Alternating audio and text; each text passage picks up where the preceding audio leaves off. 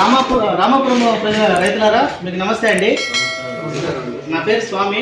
నేను ట్రైనింగ్ తీసుకున్నాను NABARD and norms, A idea, ICR అని చెప్పని అక్కడ కంపెనీస్తోనే ట్రైనింగ్ అయ్యానండి.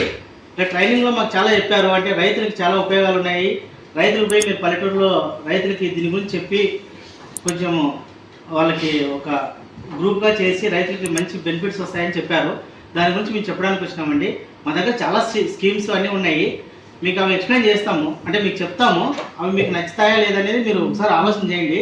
మా స్కీమ్స్ గురించి మా ఫ్రెండ్ మా కొలీగ్ చెప్తాడు. అదే ఇలానే చాలా మంది వచ్చారు మా ఊరు, కానీ వాళ్ళు ఎలా అంటే వాళ్ళ స్వార్థానికి తగ్గట్టు వాళ్ళు చెప్పి వెళ్ళిపోతున్నారు తప్ప రైతులకు అవసరమైనటువంటి స్కీమ్స్ కానీ ఏమైనా బ్యాంకులో తీసుకున్న లోన్స్ ఇలాంటి వాటి కోసం అంతా రైతు స్థాయిలో అర్థమైన విధంగా అయితే మాత్రం చెప్పట్లేదు.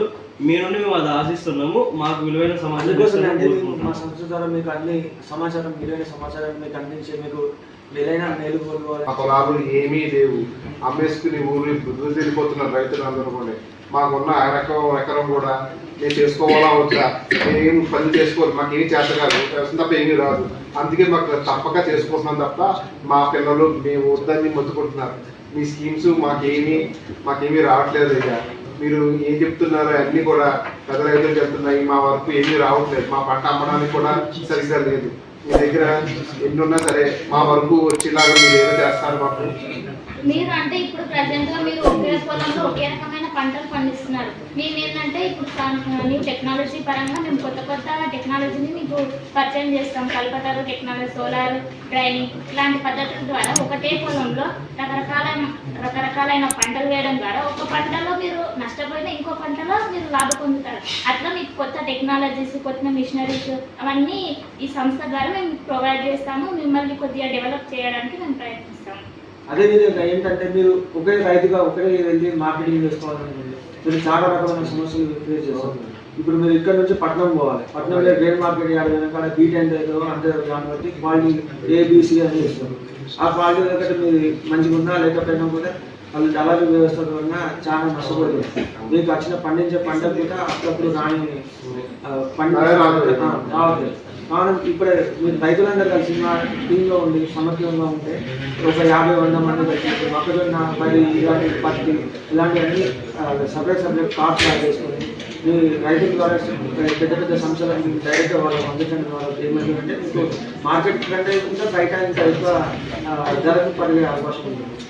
రైతులు మీరు ముఖ్యంగా ఆలోచన చేస్తుంది ఏంటంటే ఇక్కడ ఒకే వ్యవసాయం నమ్ముకోవడం వల్ల మీరు ఇబ్బంది పడుతున్నారు. ఎందుకంటే మీకు ఒక సపోర్ట్ లేదు. మెయిన్ సపోర్ట్ గురించి మేము ఆలోచన చేస్తే ఇక్కడ సపోర్ట్ ఇవ్వడానికి ఏమంటే ఇప్పుడు ఒక పెన్సిల్ ఉందనుకోండి, మీరు ఈజీగా ఎంచవచ్చు. అదే 10 పెన్సిల్ మీరు ఎంచగలరా? పెన్సిల్ చాలా స్మూత్గా ఉంటుంది, కానీ 10 పెన్సిల్ కలిస్తే దాన్ని విడవాలంటే కష్టం. ఎందుకంటే గ్రూప్ ఆఫ్ పెన్సిల్ అయ్యేటప్పుడు దాని బలం అనేది పెరుగుతుంది. ఇక్కడ కూడా అంటే మీరు పెద్ద రైతు అన్నారు కదా, పెద్ద రైతుకి వెళ్తున్నారు. మీరు కూడా పెద్ద రైతులు కావచ్చు. ఎట్లా కావచ్చు అంటే ఒక గ్రూప్ ఆఫ్ ఆర్గనైజేషన్, ఒక సంస్థలాగా ఏర్పడింది అనుకో. ఇప్పుడు 1 ఎకరం ఉన్న వాళ్ళు 100 మంది కలిగినారు అనుకో, 100 ఎకరాలు అయితే 100 ఎకరాలు అంటే ఇది బిగ్ ఆర్గనైజేషన్, లార్జెస్ట్ అగ్రికల్చర్లోకి వెళ్ళిపోతుంది. అంటే మీరు కూడా పెద్ద రైతులు అయినట్టే లెక్క. అంటే మీకు ఒక షేరు దాంట్లో మీరు ఒక సమూహంగా వెళ్ళడం వల్ల మీకు చాలా బెనిఫిట్స్ వస్తాయన్నమాట.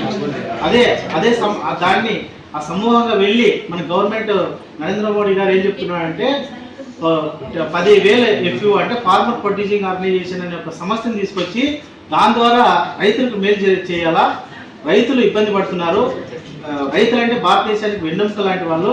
అటువంటి వెన్నెముక బాగుంటేనే మనిషి బాగుంటాడు, దేశం బాగుంటుంది, మన కుటుంబాలు బాగుంటాయని చెప్పండి అందరి గురించి ఆలోచన చేసి ఫార్మర్ ప్రొడ్యూసింగ్ ఆర్గనైజేషన్ ద్వారా దానికి ఒక కంపెనీలో రికార్డులు మెయింటైన్ చేయాలన్నారు కదా, ఎలాంటి రికార్డులు మేము మెయింటైన్ చేయాలి?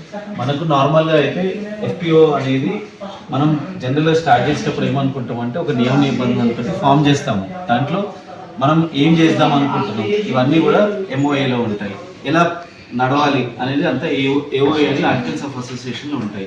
వీటన్నిటిని మనం బుక్ రిగార్డింగ్ హౌస్ కీపింగ్ అంటాం. ఈ హౌస్ కీపింగ్లో అదంతా CEO చేసే పని. ఈ CEO అనే వాళ్ళు రకరకాల బుక్స్ని మెయింటైన్ చేయాలి. ఎందుకంటే మీకు ఒక ఫార్మర్ ప్రొడ్యూసర్ ఆర్గనైజేషన్స్కి కానీ కంపెనీస్కి కానీ రేపు గ్రాంట్స్ రావాలన్నా లేదా మీరు వెళ్ళి లోన్స్ అప్లై చేయాలన్నా కూడా వాళ్ళు కంప్లీట్గా మీ బుక్స్ని వెరిఫై చేస్తారు. వీళ్ళు పలానా లావాదేవీలు కరెక్ట్ చేస్తున్నారా లేదా, ఏమన్నా గ్యాప్స్ ఉన్నాయా లేవా, ఇలా ప్రతి దానికి రిలేటెడ్ ఈ బుక్ రికార్డింగ్, బుక్ కీపింగ్ అనేది ఎసెన్షియల్. ఈ బుక్ కీపింగ్ ఉంటే మనకు కూడా అవగాహన ఏంది, ఎంతమంది సేల్స్ అయ్యాయి, ఎవరు మనకు బిజినెస్ ఇచ్చారు, ఎంత లాభం వస్తుంది, ఎంత నష్టం వస్తుంది, దాన్ని బట్టి కూడా మనము బిజినెస్ ప్లాన్స్ అనేది డెవలప్ చేసుకోవడానికి బుక్ కీపింగ్ అనేది చాలా ఎసెన్షియల్. సార్ ఇలా మీటింగ్ పెట్టాలి, board meetings, annual general meeting పెట్టాలి అంటున్నారు కదా, అవి ఎలా చెప్పుకోవాలి, ఎప్పుడు చెప్పుకోవాలి? కంపెనీ రిలేటివ్గా బోటా బోర్డ్ అనేటువంటిది సంవత్సరానికి 4 సార్లు అయితే మీటింగ్ అయితే జరుగుతుంది. దీంట్లో గరిష్టంగా 5 సరిపోతారు, కనిష్టంగా అయితే 5 సరిపోతారు, గరిష్టంగా అయితే 10 నంబర్స్ అయితే సరిపోతారు. ఇది 7 రోజుల ముందే ఇంటిమేషన్ అనేది ఇవ్వడం జరుగుతుంది. ఇకపోతే ఏజిఎంకి వచ్చేసరికి 14 days ముందే చెప్తాం మేము మీకు. మీరు ఏజిఎంలో ఎక్కువ కండక్ట్ చేసుకోవడం భయపడాల్సిన అవసరం లేదు. సంవత్సరానికి ఒక యాన్యువల్ జనరల్ మీటింగ్ అని పేరులోనే ఉంది కాబట్టి సంవత్సరానికి ఒకసారి మీటింగ్ పెడతాం. ఏదన్నా ఇంపార్టెంట్ డెసిషన్స్ అంటే రెగ్యులర్ బిజినెస్ కాకుండా ఇంపార్టెంట్ డెసిషన్స్ ఉంటాయి కదా, మీ క్యాపిటల్స్ ఉన్నాయి, ఆ పెన్షన్ ఏదైనా అర్జెంటుగా తీసుకోవాల్సి వస్తే ఏజిఎం పెడతాం, ఎక్స్ట్రాఆర్డినరీ జనరల్ మీటింగ్. అప్పుడు మాత్రం మీకు 14 రోజుల ముందు నోటీస్ ఇస్తాం. ఇకపోతే ఏజిఎంకి వచ్చేసరికి సెప్టెంబర్ 30 ఎప్పుడైనా పెడతాం. మీకు మేము 14 రోజుల ముందు ఇంటిమేట్ చేస్తాం, మీరు కంగారు పడాల్సిన అవసరం లేదు. మేము ఏం అవసరం. ఓకే, ధన్యవాదాలు.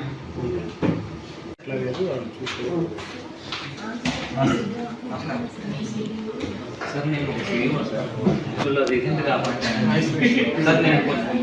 అపాయింట్ నాకు ఈ సిఎస్ అని కొంచెం ఏం తెలియదు. అంటే మీరు ఉన్నారు సార్ వాళ్ళు, పెద్ద సార్ వాళ్ళు ఉన్నారు కానీ నాకు పెద్ద సార్ వాళ్ళు డ్యూటీస్ ఏంటి, నేను చేయాల్సిన డ్యూటీస్ ఏంటి కొన్ని తెలియదు. కొంచెం మీరు ఏమైనా చెప్తారేమో అని మీరు అని వచ్చాను సార్. ఓకే, మీకులాగే చాలా మంది ఎఫ్యూఎస్ ఫామ్ చేసుకుంటారండి. ఈ మధ్యన వేరే సక్సెస్ఫుల్ అయిన ఎఫ్యూఎస్ని చూసి ఫామ్ చేసుకున్నారు. కానీ విషయం ఏంటంటే చాలా మంది దీంట్లో ఉండే నియమ నిబంధనలు తెలుసుకోకుండా ఫామ్ చేసుకుంటారు. చాలా మంది కొంతమందికి ఏంటంటే నియమ నిబంధనలు ఇక్కడ ఎంఓఏఓ ఎంత రిజిస్టర్ అయిపోయిన తర్వాత తెలుసుకుంటున్నారు, కానీ ఏం చేయలేకపోతున్నారు. ఈ లోపల ఏమవుతుందంటే ఒక సంవత్సరం గడిచేసరికి మీ కంపెనీకి మీకు తెలుసుకోకుండా చేసిన తప్పుల వల్ల మీకు ఫైన్ పడతా ఉన్నాయి. అంటే ఇన్ టైంలో మీరు సబ్మిట్ చేయాల్సిన డాక్యుమెంట్స్ అన్ని సబ్మిట్ చేయకపోవడం చాలా ఫైన్స్ పడతా ఉన్నాయండి. కొంతమంది ఏమనుకుంటున్నారంటే ఈ ఎఫ్యూని వదిలేసి వెళ్ళిపోతా ఉన్నారు, ఎందుకంటే దీన్ని రెక్టిఫై చేసుకోలేము అనే ఒక అపోహలో ఉన్నారు.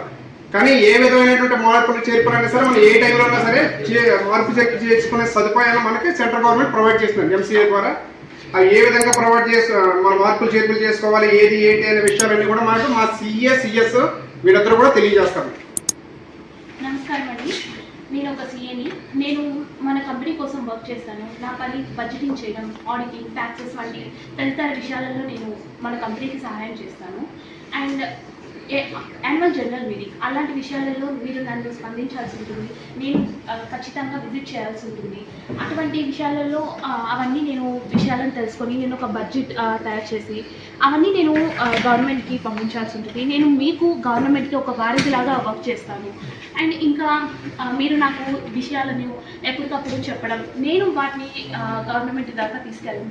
ఇంకా ట్యాక్సెస్ అనేది చాలా మెయిన్ రోల్ అండి. ట్యాక్సెస్ ఎప్పుడు కట్టాలి, ఎంత కట్టాలి, కొన్నిసార్లు మనం ట్యాక్సెస్ని మినిమైజ్ చేసుకునేది కూడా ఉంటుంది. అనవసరంగా పక్క ఎఫ్యూస్ కట్టేస్తున్నారు, మనం కట్టేద్దాం, అటువంటి తొందర ఏం అక్కర్లేదు. ప్రతిదానికి ఒక టైం లిమిట్ అనేది ఉంటుంది. అవన్నీ నేను మీ కంపెనీ కోసం వర్క్ చేస్తాను. Thank you madam. మీరు ఎన్ని రోజులకు ఒకసారి మేము ఇన్ఫర్మేషన్ ఇవ్వబడుతుంది మేడం? మీరు ఎన్నిసార్లు వస్తారు మా కంపెనీకి? అంటే మేము ప్రతిసారి అదే వర్క్ చేసుకుంటూ ఉండలేము కదా మేడం.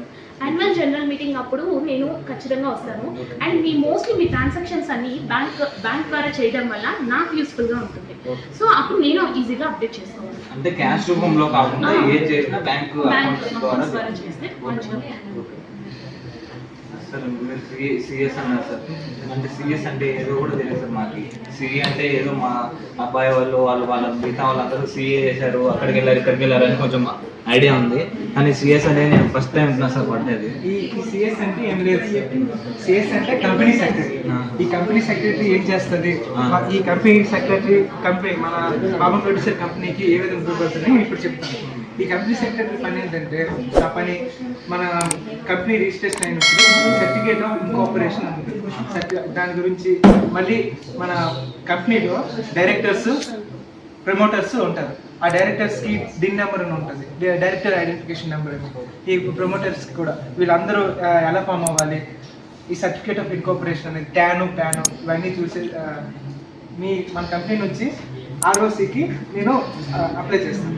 దాని నుంచి వచ్చే ఆ ఫామ్స్ అన్ని మళ్ళీ మీకు ఇస్తాను. మీరు ఒక దగ్గర పెట్టుకునే మినిట్స్ బుక్ అని కొన్ని 13 రకాల బుక్స్ ఉంటాయి మన దగ్గర.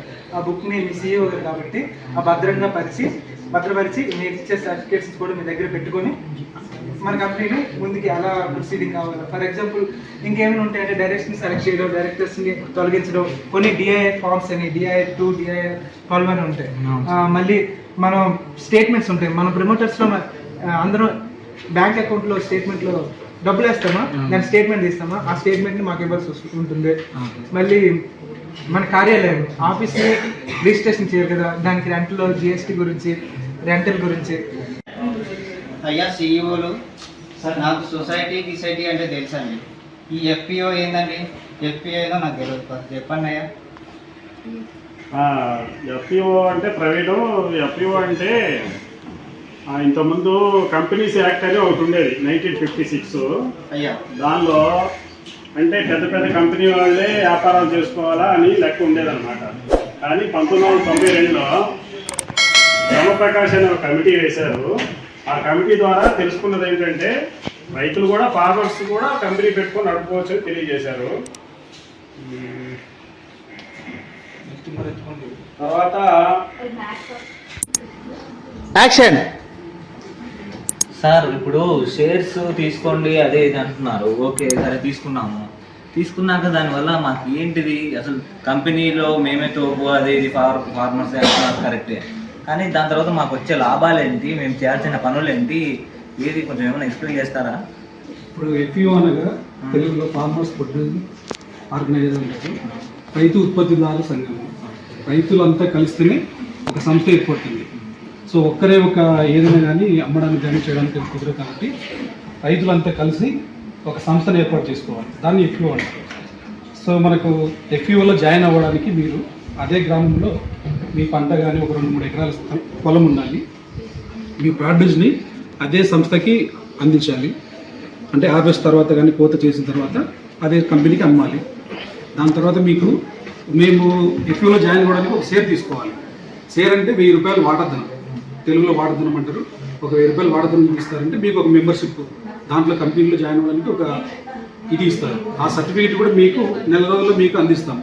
ఆ డబ్బులు ఎక్కడికి పోవు, కంపెనీలోనే ఉంటాయి. మీరు ఎన్ని రోజులు ఉంటారో లైఫ్ లాంగ్ కంటిన్యూ అవుతుంటుంది. కంపెనీలో వచ్చే వాటా కూడా మీకు ఎంత వాటా ఉంటుందో దాంట్లో మీకు పర్సంటేజ్ కూడా వస్తుంటుంది. మీకు ఇతర బెనిఫిట్స్ అవి కూడా ఉంటాయి. సో మీకు ఒక షేర్ తీసుకున్నారనుకోండి, మీరు బోర్డ్ ఆఫ్ మెంబర్స్ ఎంచుకోవచ్చు, అందరూ ఎంచుకోవచ్చు. ఒక ఓటు ఉంటుంది. కంపల్సరీ మీరు అదే గ్రామంలో కానీ ఈ BROతో కానీ MROతో కానీ మీరు ప్రొడ్యూసర్ సర్టిఫికేట్ అని అంటారు, అది తీసుకొని మాకు ఇస్తే మేము మీకు ఒక షేర్ సర్టిఫికేట్ ఇస్తాము. ఆ సర్టిఫికేట్ మీరు భద్రత పెట్టుకోవచ్చు. సో ఇంకా మీకు కావాల్సిన డీటెయిల్స్ మా మేడం గారు మీకు దానివల్ల ఉపయోగాలు కల్పించింది. అదే మేడం, ఇప్పుడు మా సారు మా ఫ్రెండే ఈయన పత్తి పండిస్తాడు. సరే నేను ఏం పత్తి ఇవ్వను. ఇప్పుడు నేను ఒక షేర్ హోల్డర్స్ ఒక షేర్స్ అన్నారు కదా, నా షేర్స్ తీసుకుంటాను, నా వంతు కూడా తీపిస్తాను. ఇప్పుడు నా కాడ పత్తి లేదు, ఏం లేదు, వీణ కాడ పత్తి ఉంది, ఏం చేయాలి మరి? అంటే ఇక్కడ మీరు ఇవ్వమంటున్నారు కరెక్టే, ఇచ్చిన తర్వాత లాభాలు ఏంటి? అందరికీ ఇదే డౌట్ ఉంటుంది. మీ ఫార్మర్స్ ప్రతి ఒక్కరు ఇలానే అనుకుంటారు. ఏ బిజినెస్లో అయినా మేము పండిస్తున్నాము అయినా మాకు ఒక బోనస్, ఒక ప్రాఫిట్ వస్తుంది, పండించలేని వాళ్ళకి కూడా ఒక ప్రాఫిట్ వస్తుంది, అందరికీ ఒకటే వస్తుందా రాదా అన్న ఒక డౌట్ ఉంటుంది. సో దానికి ఏంటంటామంటే ప్లాటినైజ్ అనే ఒక బోనస్ అని ఒక కాన్సెప్ట్ ఉంది. అందులో మీరు ప్రొడ్యూస్ చేస్తున్నారో వాటికి అమ్మిన వచ్చిన బోనస్ మాత్రమే ఎవరు ఏది పండిస్తున్నారో ఆ బోనస్ వాళ్ళకి షేర్ చేస్తాము. మిగిలిన వచ్చిన బోనస్ అన్నది అందరికీ ఉమ్మడిగా ఉన్న బోనస్ అన్నది కంపెనీలోనే ఉంచి దాన్ని మీ వాటాదారుల్లోనే మేము డిసైడ్ చేసి నెక్స్ట్ ఈ మనీతో మనం ఏం చేద్దాం అనుకుంటున్నాము, వచ్చిన పంటని మేము వాల్యూ ఎడిషన్లో ఇన్వెస్ట్ చేద్దామా, లేదంటే ఏమైనా ప్రొడ్యూస్ యూనిట్ పెట్టుకుందామా, లేదంటే ఇంకోటి ఏమైనా ఎక్స్టెండ్ చేసి ఒక షాప్ అవుట్లెట్ పెట్టుకుందామా అన్నది ఈ డెసిషన్లోనే వదిలేసి ఆ అమౌంట్ని అందులో ఇన్వెస్ట్ చేస్తాము. అంటే మీరు సేల్ హోల్డర్లో జాయిన్ అయిన అప్పటి నుంచి మీకు సర్వీస్ కానీ ఇన్సూరెన్స్ కానీ మీరు మార్కెటింగ్ చేసుకోలేదు, మీరు ఎకరా అట్లా వచ్చిన ప్రోడక్ట్ చేసుకోలేదు. కాబట్టి అంత సంఘటన కలిసి మా దగ్గర తీసుకొచ్చిన దాన్ని మేము మార్కెటింగ్ కానీ డిజిటలైజేషన్ కానీ ఏదన్నా మీకు ట్రాక్టర్స్ కానీ ఇప్పుడు ఒక ట్రాక్టర్ ఒక ట్రాక్టర్ తీసుకుని ఏం చేయలేదు. 100 ఎకరాలు మొత్తం కలిపి ఒక ట్రాక్టర్ తీసుకున్నారు అనుకోండి, మీకు మెకానిజం పరంగా కానీ ఏదైనా ఇన్పుట్స్ కానీ ట్రాక్టర్ కావాల్సిన ఇన్పుట్స్ ఏదైనా మీకు పెట్టుకోవాలనుకోండి, యూనిట్ ప్రాసెసింగ్ యూనిట్ అలాంటివన్నీ మేము షేర్ హోల్డర్స్ బట్టి వర్తిస్తాయి. మిగతా ఎవరికి ఈ బెనిఫిట్స్ అనేవి ఉండవు. అంటే ఇప్పుడు ట్రాక్టర్లో అవంటే దానికి సబ్సిడీలో ఉన్నాయి అసలు ఇస్తారా అవన్నీ మీకు లోన్స్ ఉంటాయండి, కంపెనీస్ లోన్స్ ఇస్తారు, దాంట్లో మీరు తీసుకోవచ్చు. ఇప్పుడు లోన్స్ అన్నారు, మళ్ళీ లోన్స్ అంటే ఎట్లా తీసుకుంటాం మేము మామూలుగా ఏమేమి కావాలి?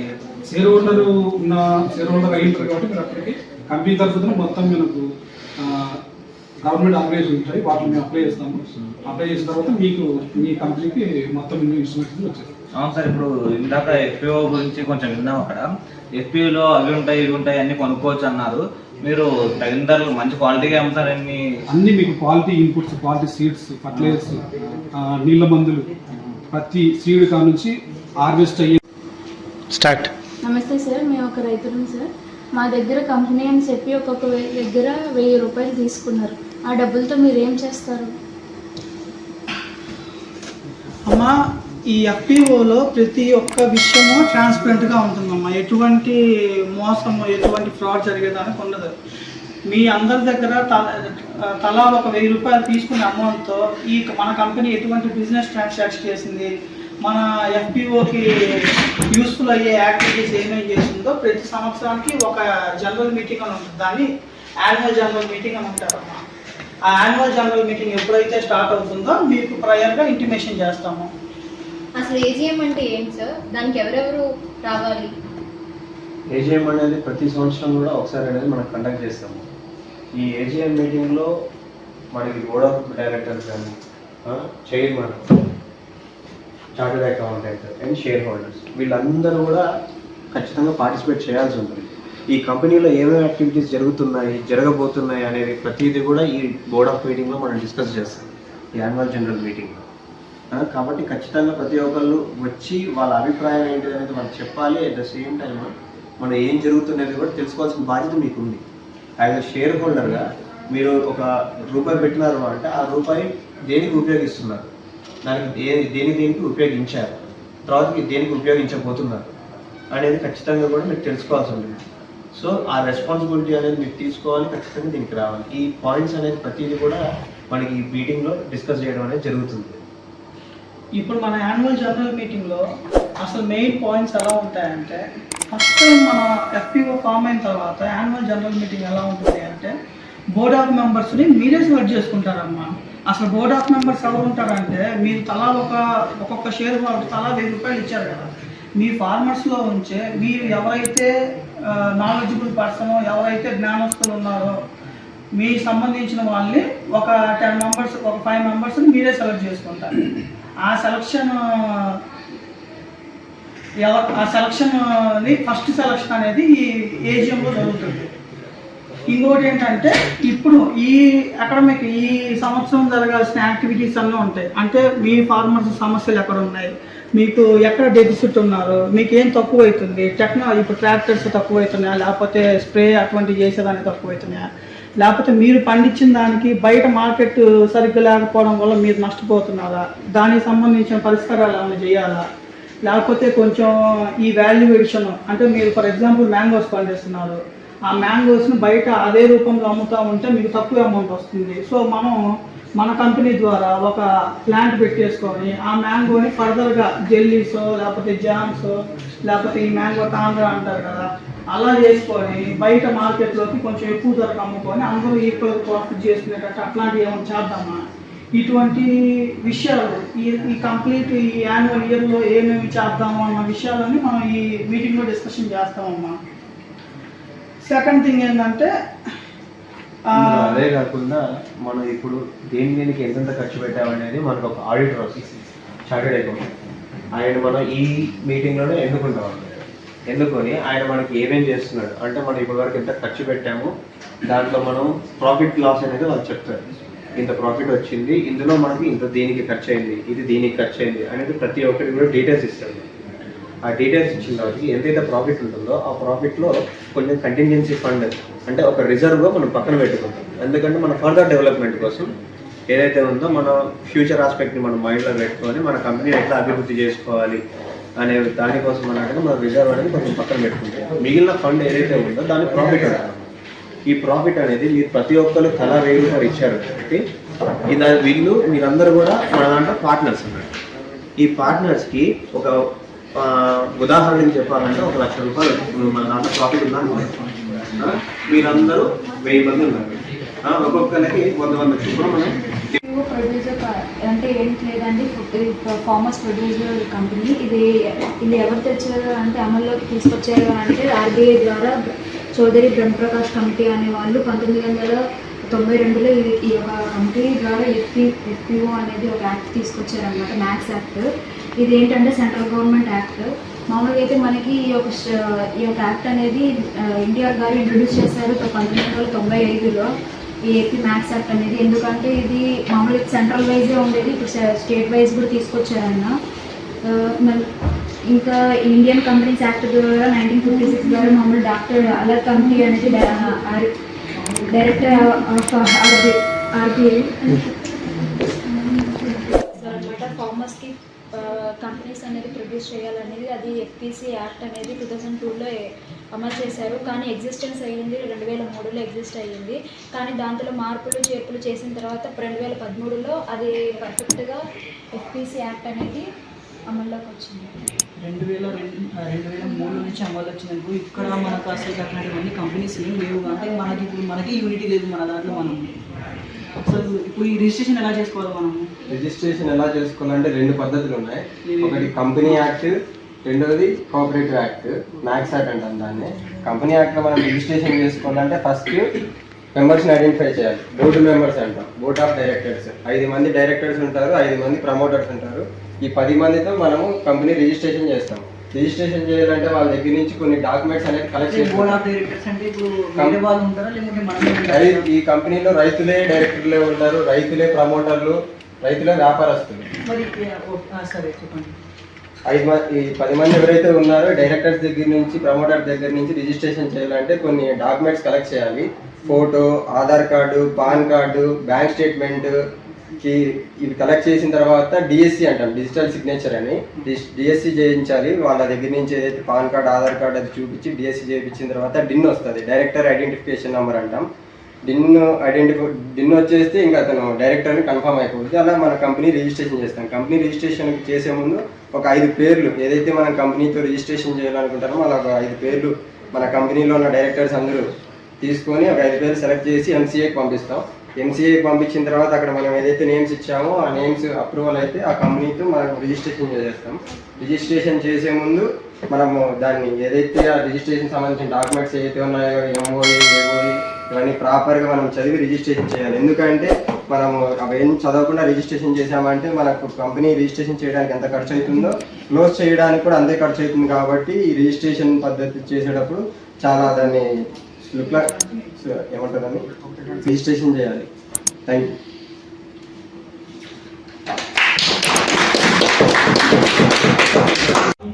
Action.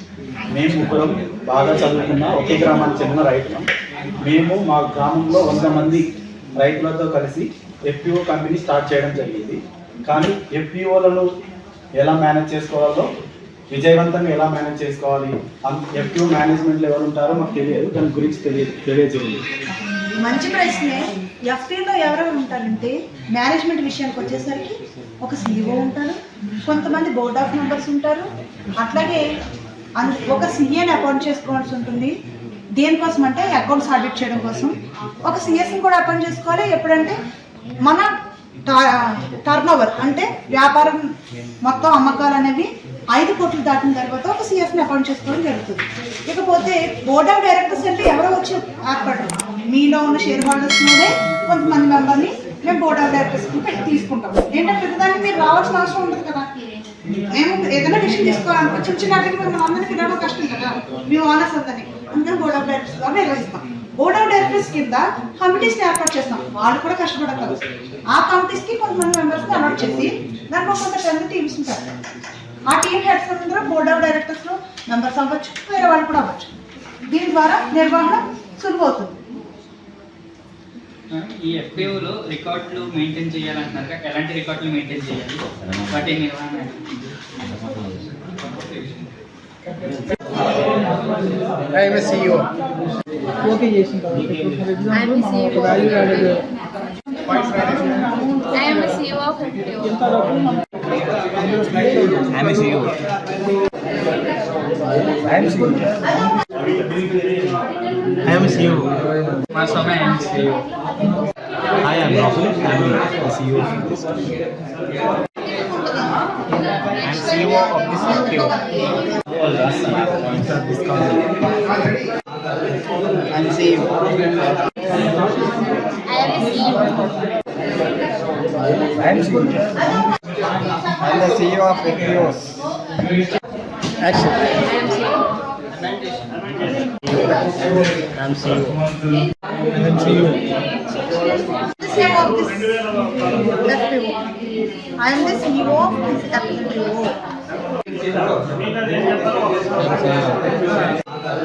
I am CEO. I am a CEO. I am CEO. I am a CEO. I am a CEO. ఇంకోసారి చెప్పు. I am a CEO. I am a CEO. I am a CEO. CEO. I am a CEO. I am a CEO. I am a CEO.